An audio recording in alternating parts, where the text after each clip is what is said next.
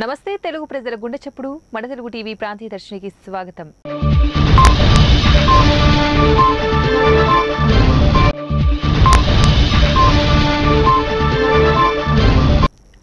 వైద్య సేవలను సద్వినియోగం చేసుకోవాలని కడప జిల్లా వైద్య మరియు ఆరోగ్య శాఖ అధికారి డాక్టర్ కె నాగరాజు కోరారు.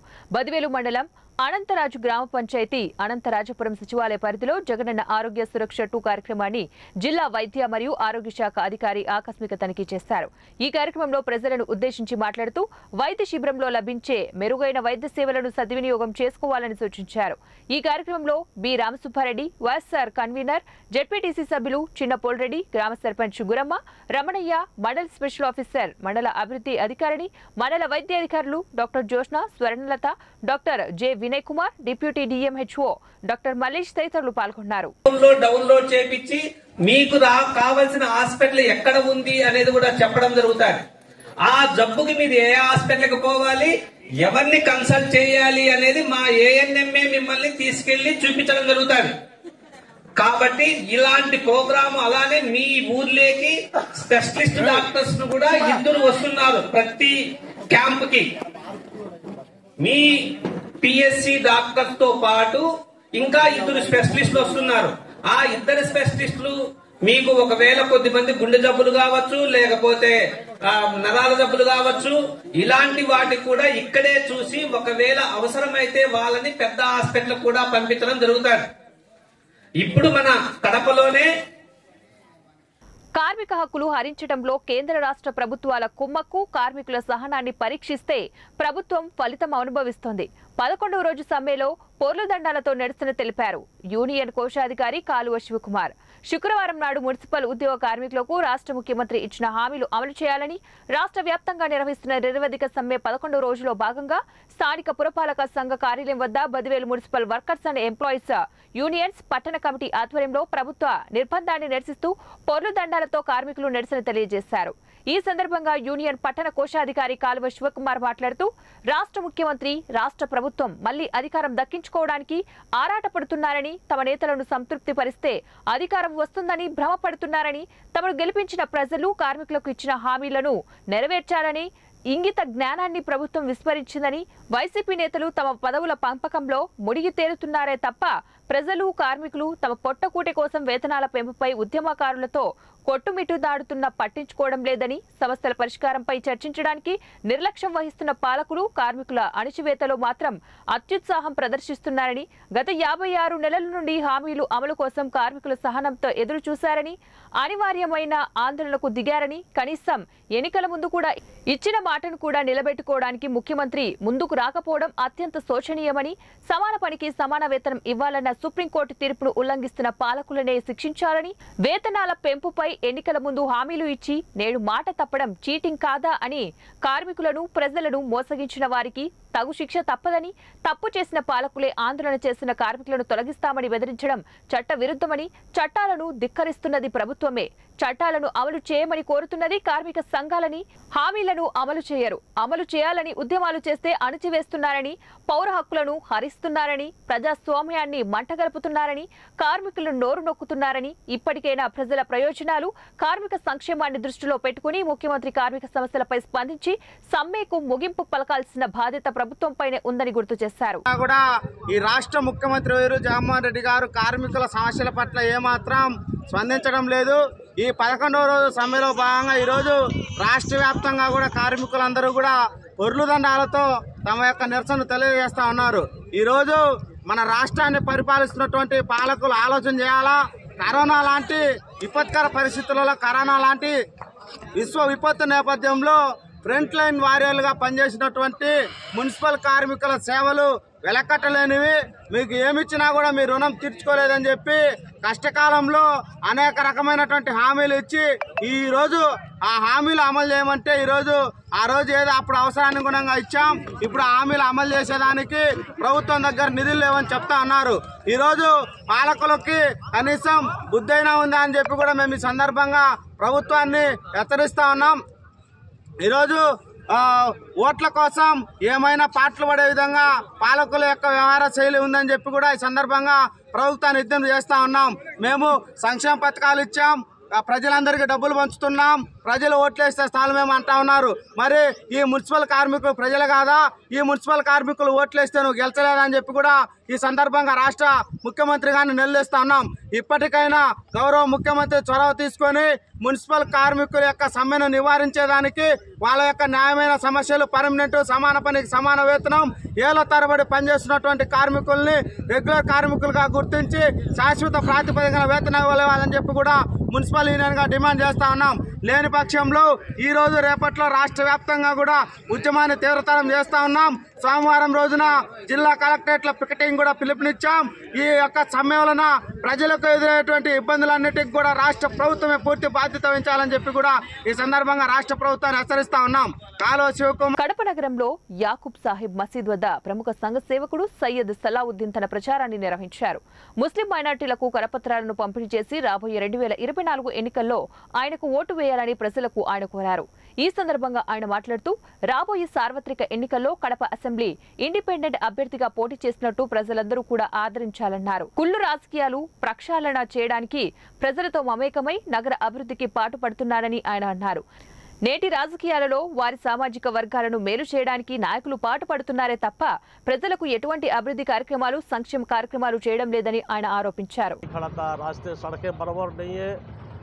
अगर हुक्मरान अगर कोई लीडर चाहते तो थोड़े पैसों में खबरस्तान की मट्टी भरपाई कर सकते थे। इसके खबरस्तान के बारे में कोई आज तक देखने वाले नहीं है। कुछ ही पैसे में देखो इलेक्शन के लिए आदमी करोड़ों रुपए खर्च करते हैं, वरना ऐसे खबरस्तान में और 1-2 करोड़ रुपए में इसकी मट्टी डालकर भरपाई कर और इसको इतना साफ़ सुथरा रख सकते थे। लेकिन यहाँ के हुक्मरान हो और यहाँ के लीडरान हो इतने सालों से भी देख रहे हैं खबरस्तान में इतना गंद है और झाड़ वाड़ काटी वाटी भी ऐसा गंद है। इसके मैंने लोगों से वादा किया है अगर मुझे एमएलए में जिताती हैं तो इंशाअल्लाह ताला मैं अपने कोशिश से इस खबरस्तान को मट्टी की भरपाई करता हूँ बोल के लोगों से मैंने वादा किया है। ऐसे ही सारे शहर में भी हमारे खबरस्तानों में बहुत ख़राब हालात है और काट के झाड़े गड्ढे खोदने और चूहे सांपा बहुत कुछ गंदा है। ऐसे अगर हम चाहेंगे तो एक लीडर के हैसियत से हमें अगर देखेंगे तो हमें लोगों से इकट्ठा करके भी इसके पैसे हमें यहाँ काम कर सकते हैं। हमारा कोई ऐसा लीडर आज तक कड़पे में नज़र नहीं आया। इंशाअल्लाह ताला अगर आप लोग मुझे एक बार अगर एमएलए जिताएंगे इंशाअल्लाह ताला कड़पे शहर के मस्जिदों के और मस्जिदों में लेटरिन बाथरूम के लिए भी बहुत तकलीफ़ है। देखें आप गैरों को देखें आप एक बार अब देखें राम मंदिर पर करोड़ों रुपए पैसे खर्च कर అర్హతే ప్రామాణికంగా జల్లెడపట్టి మరీ లబ్ధిదారులందరికీ కూడా సంక్షేమ పథకాలను ప్రభుత్వం అందిస్తుంది. వివిధ కారణాల వల్ల సంక్షేమ పథకాలు అందకుండా మిగిలిపోయిన లబ్ధిదారులను గుర్తించి వారికి ప్రతి 6 నెలలకు ఒకసారి వివిధ పథకాలను మంజూరు చేస్తుంది. అర్హత ఉన్నవారు ఏ ఒక్కరూ కూడా పథకాలకు దూరం కాకూడదన్నది ప్రభుత్వ ఉద్దేశం. ఇలా ఇప్పటి వరకు 5 సార్లు ప్రభుత్వం మిగిలిపోయిన లబ్ధిదారులకు పథకాలను విడుదల చేసింది. దానిలో భాగంగా జిల్లాకు చెందిన 1820 మంది లబ్ధిదారులకు సుమారు 2.62 కోట్ల విలువైన పథకాలను ముఖ్యమంత్రి వైఎస్ జగన్మోహన్ రెడ్డి శుక్రవారం విడుదల చేశారు. తాడపల్లిలో జరిగిన కార్యక్రమంలో ముఖ్యమంత్రి బటన్ నొక్కి నేరుగా లబ్ధిదారుల ఖాతాల్లో నగదు జమ చేశారు. ఈ కార్యక్రమాన్ని వీడియో కాన్ఫరెన్స్ ద్వారా రాష్ట్ర వ్యాప్తంగా ప్రత్యక్ష ప్రసారం చేశారు. జిల్లా నుంచి ఈ వీడియో కాన్ఫరెన్స్ లో కలెక్టర్ నాగలక్ష్మి, డిఆర్డీఏ పీడీ ఏ కళ్యాణ చక్రవర్తి పాల్గొన్నారు. జిల్లాలో బీసీ కార్పొరేషన్ పరిధిలో వైఎస్ఆర్ ఈబీసీ నేస్తం కింద 60 మందికి 9 లక్షల రూపాయలు, వైఎస్ఆర్ కాపు నేస్తం కింద 20 మందికి 3.75 లక్షల రూపాయలు, జగనన్న చేదోడు కింద 718 మందికి 71.80 లక్షలు, రవాణా శాఖ ద్వారా వైఎస్ఆర్ వాహన మిత్ర పథకం కింద 117 మందికి 16.60 లక్షల రూపాయలు, మత్స్యశాఖ పరిధిలో మత్స్యకార భరోసా పథకం కింద 44 మందికి 4.40 లక్షల రూపాయలు, విద్యాశాఖ ద్వారా జగనన్న అమ్మఒడి పథకం కింద 780 మందికి 1.10 కోట్ల రూపాయలు, చేనేత జౌలి శాఖ ద్వారా వైఎస్ఆర్ నేతన్న నేస్తం పథకం కింద ఒక్కరికి 0.24 లక్షల రూపాయలు, సాంఘిక సంక్షేమం ద్వారా వైఎస్ఆర్ కళ్యాణమస్తు షాదీ తోఫా పథకం కింద 75 జంటలకు 45.95 లక్షల రూపాయల నగదును నేరుగా లబ్ధిదారుల ఖాతాల్లోకి జమ చేశారు. దీనికి సంబంధించి మొత్తం 1820 లబ్ధిదారులకు 2,62,13,000 విలువైన చెక్కులను జిల్లా కలెక్టర్ నాగలక్ష్మి లబ్ధిదారులకు అందజేశారు. ఈ కార్యక్రమంలో డిఆర్డీఏ పీడీ ఏ కళ్యాణ చక్రవర్తి, గ్రామ వార్డు సచివాలయ నోడల్ అధికారి నిర్మలాదేవి, బీసీ కార్పొరేషన్ ఈడీ పెంటోజీరావు, ఇతర అధికారులు, వివిధ కార్పొరేషన్ల ప్రతినిధులు పాల్గొన్నారు. మళ్ళీ అప్లికేషన్ వెరిఫై చేయించి వితిన్ 6 months 6 నెలల లోపు మళ్ళీ ఆ లబ్ధిదారుడికి మంచి జరిగిస్తూ మళ్ళీ ఆ పథకానికి మళ్ళీ తనకు నష్టపోకుండా మళ్ళీ ఆ బెనిఫిట్ను ఆ లబ్ధిదారుడికి అందజేసే ఒక మంచి కార్యక్రమం జరుగుతాం. ఇది మనందరికీ కూడా ఎంతో సాటిస్ఫాక్షన్ ఒకవైపున ఇస్తూ మనందరికీ కూడా ప్రజలకు ఈ ప్రభుత్వం తోడుగా నిలబడతా ఉంది అని జవాబు చెప్పే ఒక సంకేతం కూడా దీనివల్ల జరుగుతుంది. ఇన్ఫాక్ట్ ఇందులో భాగంగా ఈరోజు పథకము ఎవ్రీ 6 months ఒకసారి ఖచ్చితంగా క్రమం తప్పకుండా జూన్ జూలైలో ఒకసారి, మళ్ళీ డిసెంబర్ జనవరి మాసాల్లో మరొకసారి, ఇలా 6 నెలలకు సంబంధించిన ఏమేమైతే స్కీమ్స్ ఏమేమైతే పథకాలు జరిగాయో ఆ పథకాలు ఎవరికైనా అర్హత ఉండి కూడా పొరపాటున ఏ కారణం చేతైనా కూడా ఒకవేళ తెలియక దరఖాస్తు చేసుకోవడంలో ఏదైనా. అన్నమయ్య జిల్లాలో వరుస ఇళ్ల చోరీలకు పాల్పడుతున్న కేసును అన్నమయ్య జిల్లా పోలీసులు ఛేదించారు. అన్నమయ్య జిల్లాలోని గుర్రంకొండ, పెద్దమండం, తంబలపల్లి, కలకడ, వలయపాడు, లక్కిరెడ్డిపల్లి, సంబేపల్లి మండలాల్లో బీగాలు వేసిన ఇళ్లను టార్గెట్ చేసుకుని వరుస చోరీలకు పాల్పడుతున్న 7 మంది ముద్దాయిలను పోలీసులు అరెస్టు చేశారు. ముద్దాయిలు అందరూ కూడా తమిళనాడు, తిరుపతికి చెందిన వారిగా గుర్తించారు. వీరి వద్ద నుంచి సుమారు 22 లక్షల విలువ గల బంగారు, వెండితో పాటు చోరీలకు ఉపయోగించిన ఒక కారు, 2 బైకులను స్వాధీనం చేసుకున్నారు. నిందితులు ఇంకా వేరే ప్రాంతాలలో ఏవైనా దొంగతనాలకు పాల్పడ్డారా అనే కోణంలో విచారణ చేపడుతున్నామని అన్నమయ్య జిల్లా ఎస్పీ కృష్ణారావు మీడియాకు వెల్లడించారు. సో లాస్ట్ మంత్ దాదాపుగా ఒక డిఫరెంట్ పోలీస్ స్టేషన్స్ అంటే గుర్రంకొండ, పెద్దమండం, తంబాలపల్లి, కలకడ, వాయల్పాడ్, ఎల్లార్పల్లి, సంబేపల్లి పోలీస్ స్టేషన్స్లో కొన్ని హెచ్బి అఫెన్సెస్ జరిగినాయి. సో దానికోసం ఒక స్పెషల్ టీమ్ అనేది ఫామ్ చేయడం జరిగింది under the guidance of DSP Rayachoti and CI Molakalacheruvu and CI Vayalpad with assistance of SI Gurramkonda ఒక టీమ్గా ఫామ్ చేసి దాంట్లో ఉన్న క్లూస్ని ఆధారంగా ఈ అఫెన్సెస్ని ఛేదించారు. ఈ అఫెండర్స్ అందరూ కూడా వన్యంబాడి టౌన్, తిరుపతి డిస్ట్రిక్ట్, తమిళనాడు స్టేట్కి చెందిన వాళ్ళు. వీళ్ళు ఒక ఇంటర్ స్టేట్ గ్యాంగ్ వీళ్ళందరూ కూడా.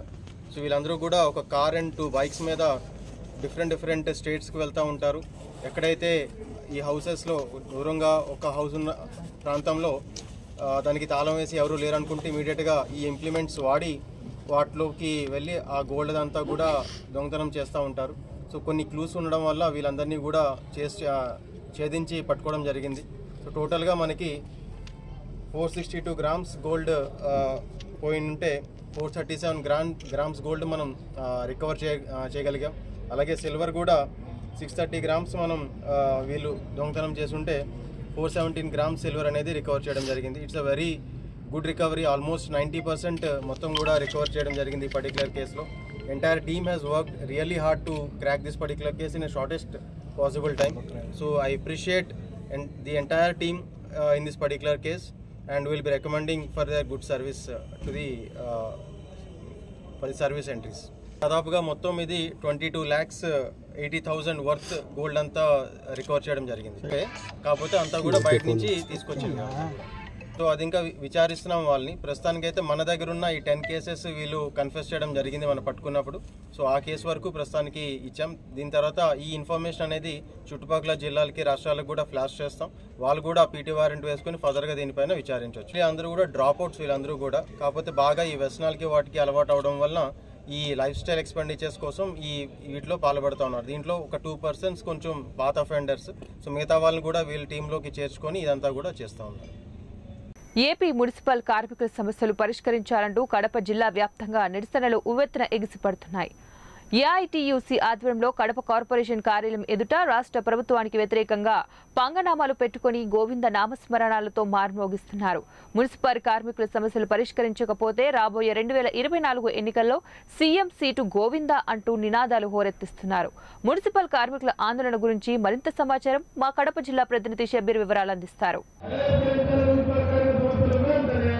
కడప కార్పొరేషన్ కార్యాలయం గోవింద నామస్మరణతో మారుమోగుతూ ఉంది. ఏపీ మున్సిపల్ కార్మికుల సమస్యలు పరిష్కరించాలంటూ రాష్ట్ర వ్యాప్తంగా ఉవ్వెత్తున ఉద్యమాలు కొనసాగుతున్నాయి. ఏఐటీసీ ఆధ్వర్యంలో కడప నగరంలోని కార్పొరేషన్ కార్యాలయం వద్ద 3 రోజుల పాటు నిర్వధిక సమ్మెబాట చేపట్టారు.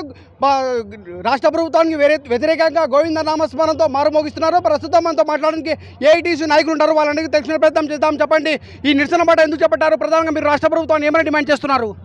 రాష్ట్రంలో జగన్మోహన్ రెడ్డి ప్రభుత్వం యొక్క నిర్లక్ష్యం మూలంగానే, అతనికి చేతగాని తనంగానే ఈరోజు రాష్ట్ర వ్యాప్తంగా 40,000 పైబడి ఈరోజు మున్సిపల్ కార్మికులు సమ్మెబాట పట్టినారు.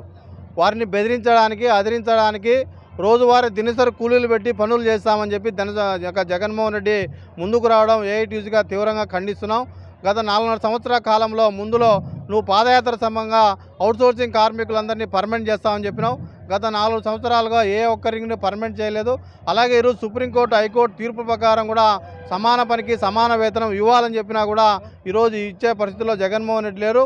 ఒక పక్క మున్సిపల్ కార్మికుల వేతనాలు పెంచితే మిగతా వాళ్ళు కూడా పెంచాల్సి వస్తుందని చెప్పి బొత్స సత్యనారాయణ, ఆదిమూలం సురేష్, బుగ్గన రాజేంద్రనాథ్ చెప్పడం. ఇవి ఇప్పటి వరకు ఉన్న బులెటిన్ అప్డేట్స్. నెక్స్ట్ బులెటిన్లో మళ్ళీ కలుద్దాం. అంటే కీప్ వాచింగ్ మన తెలుగు టీవీ న్యూస్.